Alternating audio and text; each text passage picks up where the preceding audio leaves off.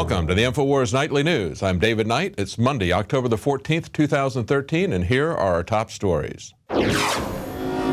Tonight, domestic opposition continues to gate veteran memorials. Then, Michael Savage joins the hunt for missing nukes. And food stamp recipients ransack a Wal-Mart.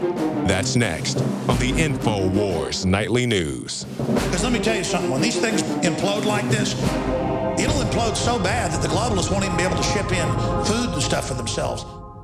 Well, it was just 5 weeks ago that Infowars broke the story of nukes being moved secretly at Dyess Air Force Base. Now, these were nukes that were not supposed to be there, and we were told that they were going to South Carolina. Later, we found out that Lindsey Graham was fear-mongering about terrorist attacks, nuclear terrorist attacks in Charleston, South Carolina, and we learned that the number 2 missile commander was dismissed on that same day.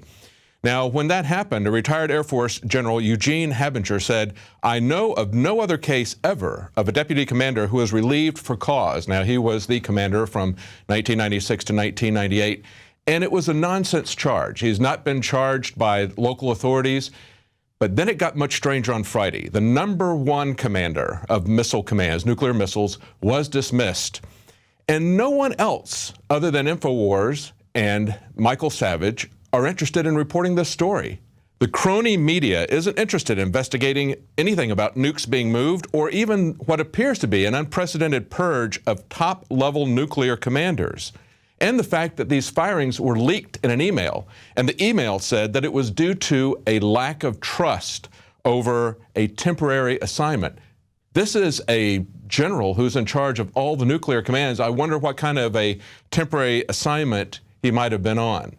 Now, of course, it also is interesting to note that the general who relieved him of command had previously been in charge of space and cyberspace. Now, that would have obvious connections to the surveillance state. So the crony media is not interested in covering this, and I guess that is the real story. Now, also breaking on this weekend, if you remember, Obama is shutting down everything, right? He shut down all the memorials in Washington. These are memorials that are out in the open where there's no entrance fees. He even tried to shut down the Grand Canyon and thousands of miles of the Atlantic Ocean. But when he tried to keep World War II vets away from their memorial, that was a bit much for most people. And this weekend, they took him on. They took down the barricades, and they defiantly but peacefully took them to the White House and stacked them in front of it. Now, today, they put them right back because Obama just doesn't realize what a PR disaster his behavior is. He's acting like a petulant, spoiled brat. And look at this video footage of this guy just spoiling for a fight with the veterans, egging them on. Isn't that disgusting? I mean, Obama is saying to the World War II vets, you didn't build this. And for once, he's right. They fought for something very different than the kind of government that we're getting from Barack Obama.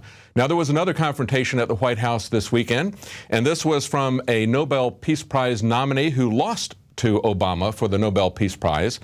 Malala is from Pakistan, and she confronted him about drone strikes, and she expressed her concerns that drone attacks are fueling terrorism. Innocent victims are killed in these acts, and they lead to resentment among the Pakistani people. That's right, they actually create more terrorists than they kill. Now, we're being warned all the time by the mainstream media that irreversible damage is going to be done to the economy if we don't take care of this next crisis coming up on Thursday, the debt ceiling. This is what they're typically saying. The deadline for Congress to raise the government's limit is 3 days away. Treasury Department officials are warning that if lawmakers do not reach an agreement by Thursday, the government will default on its debt for what is the first time ever with an asterisk.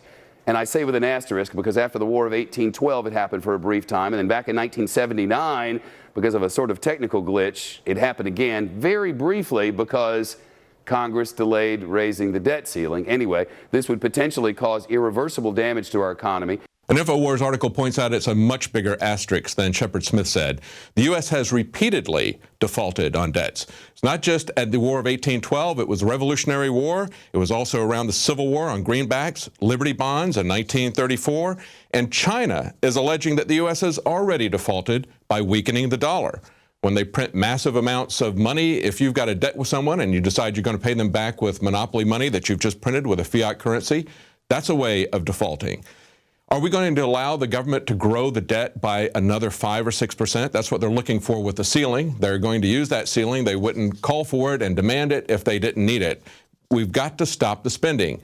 And the irreversible damage that's being done to this country is not by refusing to go into greater debt. It's by shipping our jobs overseas, taking away labor, taking away our income-producing ability, and now we're going to be transferring away small businesses, local businesses, as well as our wealth with things like the Trans-Pacific Partnership.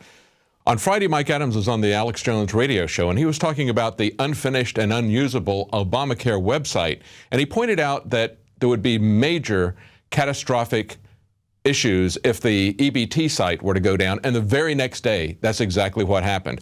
So what does it tell us about society when we see this happening? How did people react? We saw the EBT card food stamp recipients ransacked Wal-Mart stores. Wal-Mart tried to work with them and tried to give them some leniency to let them purchase things even though they couldn't verify if they had any money on their EBT account.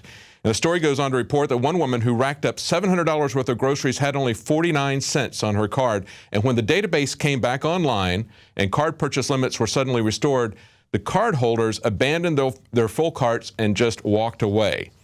That's why you should be concerned about the kind of fragile infrastructure we have and the kind of moral conditions that we have here in America. And you should also be concerned about another infrastructure, not one that's falling apart, but one that's being built, an infrastructure of tyranny with the TSA and with secretive courts. We learned today that the NSA gets a green light from a secret court. This is their own court. DNI Clapper has decided to declassify a court decision and disclosed publicly that the government filed an application with the FISA court seeking renewal of the authority to collect telephony metadata in bulk, and that the court renewed that authority. Well, isn't that nice? We've had the pretense that courts can change the Constitution. Now we have the pretense that secret courts can change the Constitution without any argument, without any debate, without the public even knowing what is in these court decisions. Take a look at this decision here. It shows, first of all, notice that we've got about 15 lines blacked out describing who and where they're going to be getting tangible things from. And then look at the top and bottom of every page. It says top secret. There is no reason for any court in America to have a top secret decision. The U.S. needs to know about that. They pretend that they're changing the Constitution. They aren't. The emperor has no clothes. And yet what we hear today is in direct contradiction to that. We see that Sensenbrenner, who was one of the ones who put together the Patriot Act under George Bush, is now saying that he's going to put the NSA bulk collection of data out of business. He says it's time to put their metadata program out of business. Well, since he wrote the Patriot Act and since he hasn't really been involved in civil liberties for the last 12 years, is this anything more than a head fake? Is he really kind of concerned that this Frankenstein monster that he's created, he needs to distance himself from it now that he sees the peasants picking up pitchforks and torches? I think that's all there really is to it. If he's really serious, we'll see them shut down the FISA court and we'll see him put in jail the judge that issued this decision, as well as the FBI people and the NSA people who are using that decision. Well, it's not just the feds who are getting into the Tyranny Act. It's also at local state government. And we got a special report right after the break with Alex Jones showing you what happened in Austin this weekend.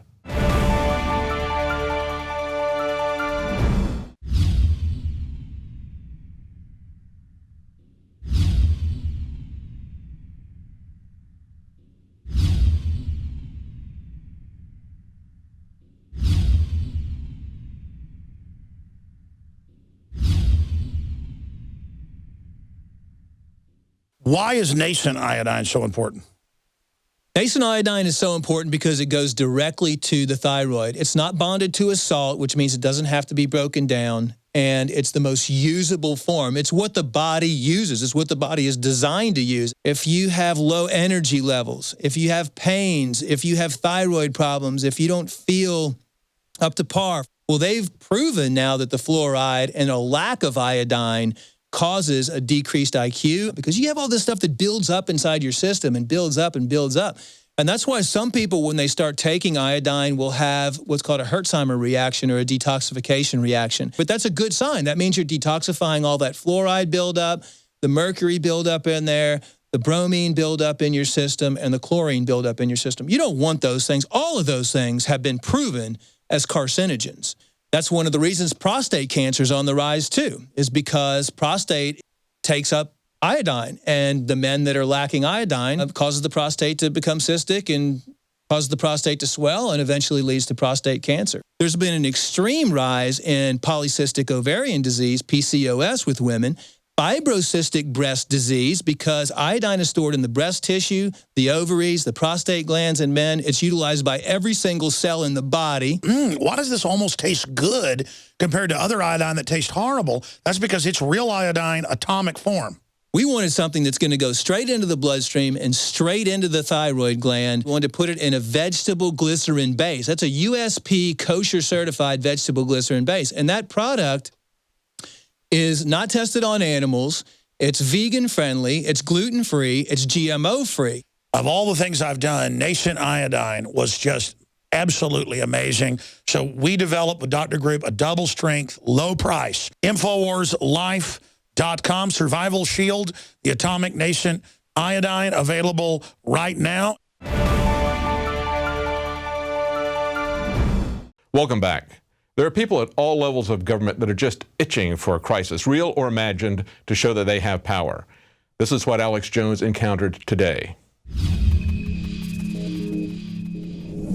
They call it security, but really, the nanny state is mastering the people, totally enslaving them into a prison, the so-called security state.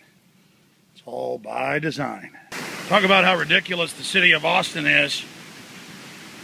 It's a couple days after major rains, and they will shut sometimes for weeks all the Greenbelt Trail entrances because of the nanny state saying it's too dangerous for people to even get near rapids.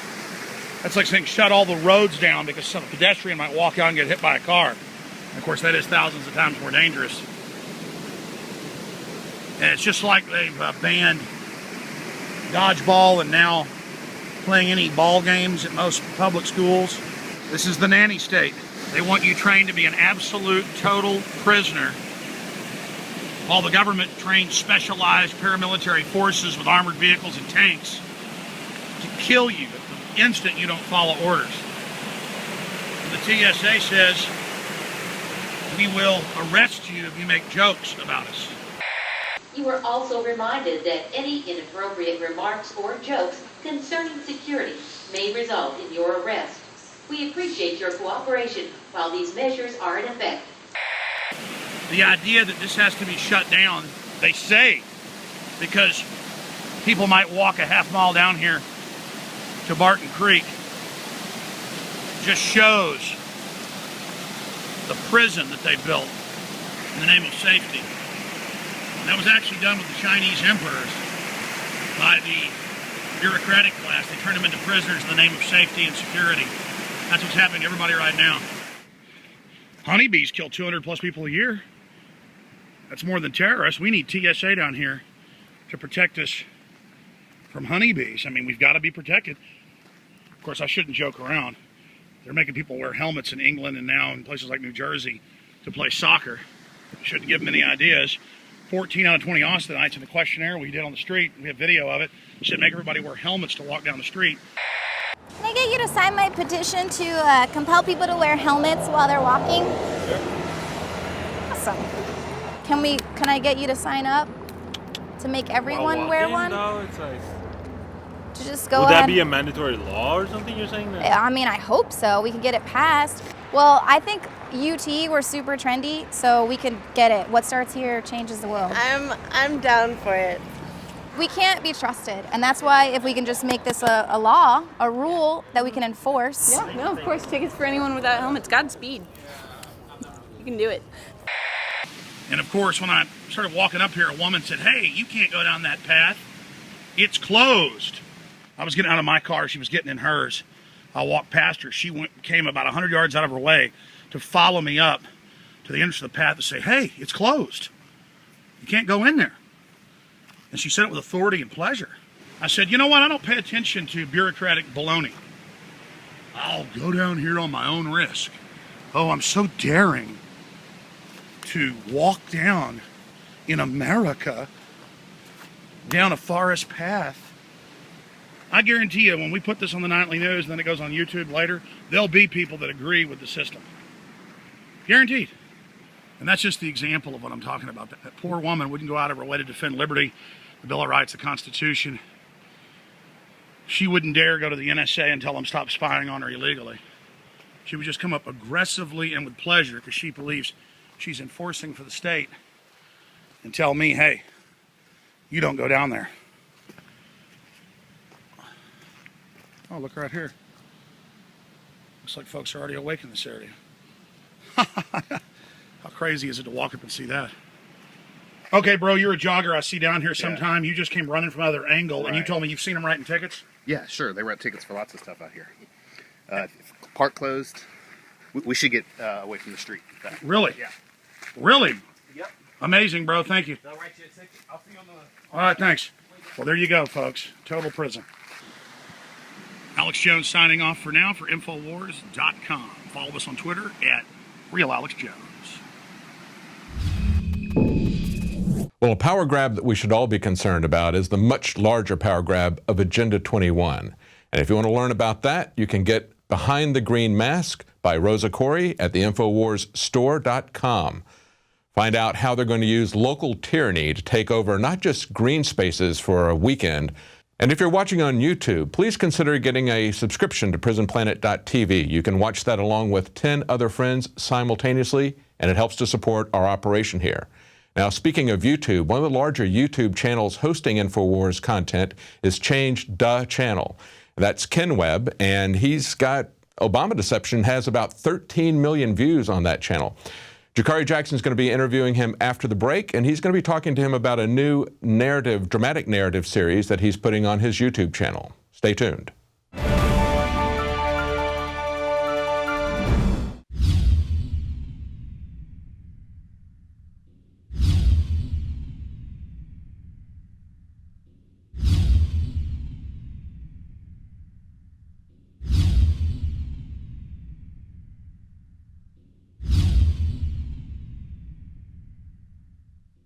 Many anthropologists and archaeologists believe that before man even discovered the power to harness and use fire, we were involved in agrarian activities. That is, taking the seeds of plants and then replanting them to produce more. The very foundation of our modern civilization and human culture is centered around the planting and cultivation of edible plants. Here are some of the amazing deals at InfoWars Seed Center at InfoWarsShop.com. The Survival Seed Vault by My Patriot Supply features only the finest survival heirloom seeds for a robust and hardy garden, even in the toughest times. We also have starter varieties of the deluxe seed packages for fruit, salads, salsa, peppers, medical herbs, and more. Go to the InfoWars Seed Center at InfoWarsShop.com. And remember, the revolution against tyranny is growing. Introducing Pro One. All of your filtration in one system, portable, on the go. No more do you have 2 or 3 filters to just reduce sodium fluoride. You have a system that cuts out the sodium fluoride and up to 95% of hydrofluorosilicic acid. Advanced manufacturing technology combines silver-impregnated white ceramic with new Aquamedics advanced media for removal of fluoride and other heavy metals, all in one filter element. It is the only one that does it, and out of the gates, we have it discounted at 10% off with promo code WATER. This is the only system that in one unit helps reduce or remove pesticides, herbicides, chloramines, ammonia, and chlorine, hydrofluorosilicic acid, the most common form of fluoride not covered by other fluoride filter brands, and sodium hexafluorosilicate. Get your Pro Pure with the new Pro One filter today at InfoWarsStore.com or by calling 888-253-3139. And welcome back. Our guest tonight is Ken Webb. He is a political commentator and satirist. You can find him on YouTube as Change the Channel, that's DA Channel, and also on Truth Frequency Radio. He joins us now to talk about his most recent endeavors. All right, thanks for joining us, Kenneth. Hey, thanks for having me. Now, Ken, I'm familiar with your work and the things you do, but for the people who don't know, tell us about Change the Channel and also Truth Frequency Radio. Truth Frequency Radio is a bunch of activists who turned radio talk show host, and a bunch of us were at another radio network, and we just all that just kind of folded. So we all went over the True Frequency. It's really awesome. A lot of different people, different styles, and everything. We also on Saturdays we have a roundtable discussion where a bunch of us to get together on Saturday nights from 10 to 12 and talk about things that are going on. My show is from 7 to 8 p.m.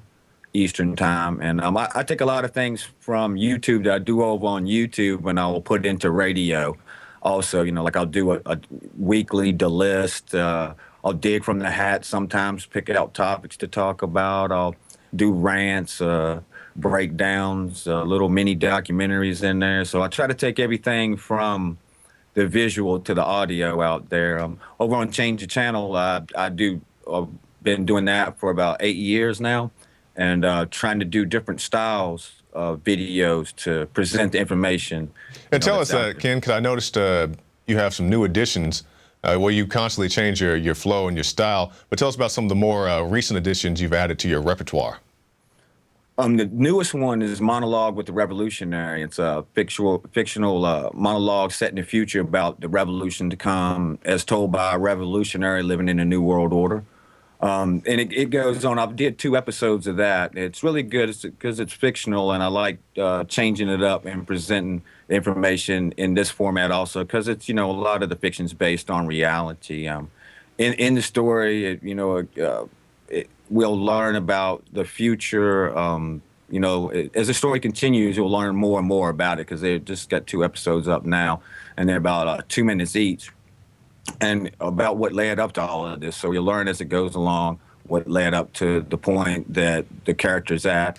What happened during the armed revolt of 2020, which was it was talked about in the 2nd episode, which we pretty much know that was all squashed. And what happened to his family and his home, all the while showing what's happening at the present, with the struggle, what things are like, how people live, under what conditions, how the revolt is rebuilding basically from scratch after the 2020 revolt, tactics and technologies, excuse me, being used, which I really like as, being the writer of something like this, is thinking about what tactics that would be employed after an armed revolt had been squashed. Information would be golden, how they would organize in such conditions, what their next move would be, because it's, what we do now, basically, in the information war. So it's a good comparison from the future in fiction to what we're doing now. I mean, we don't have an armed revolt, but the information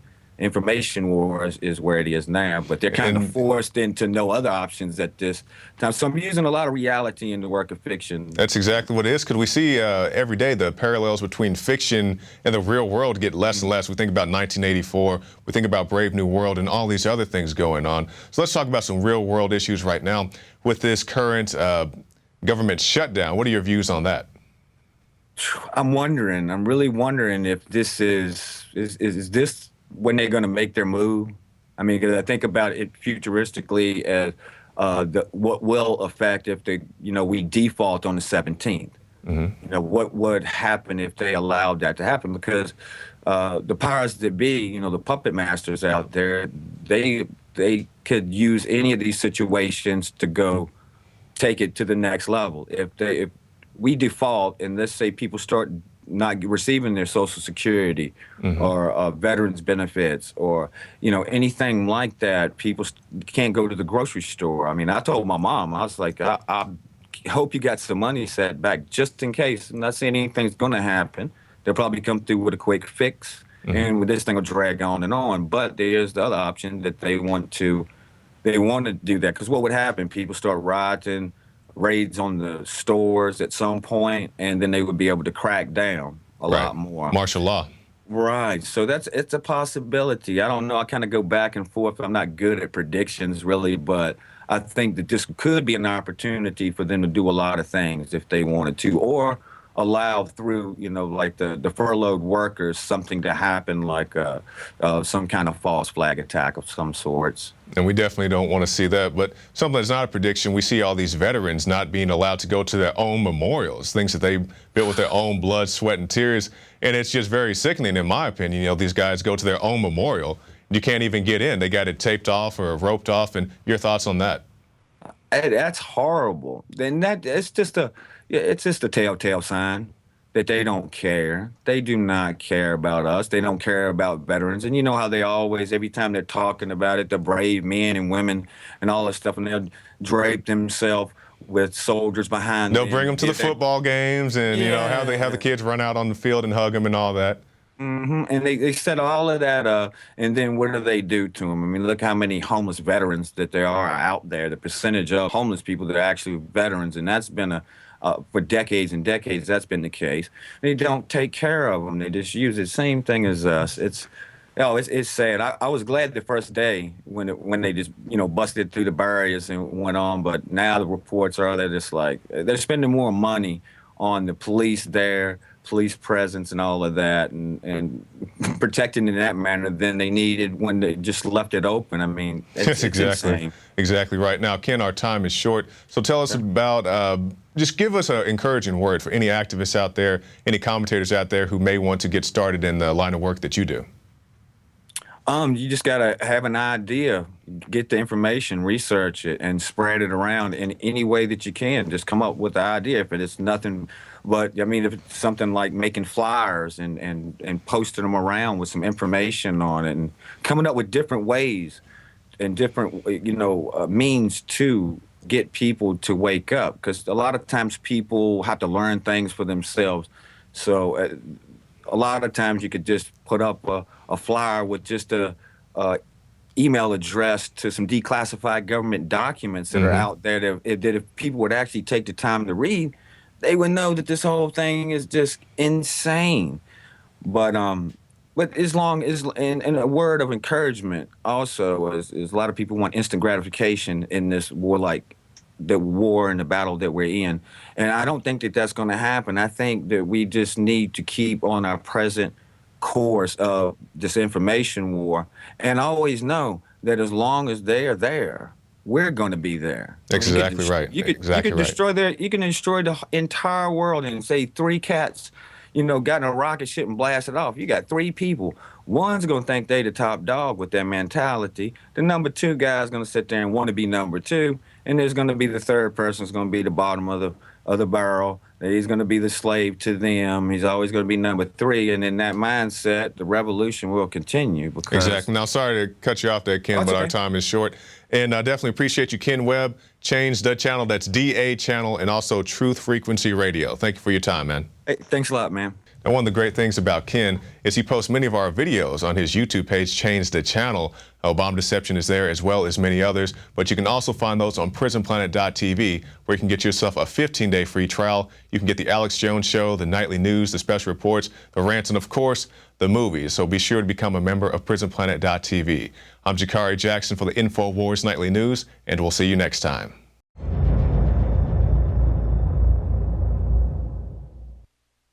Now you can watch the Alex Jones Show live as it happens at Infowars.com/show.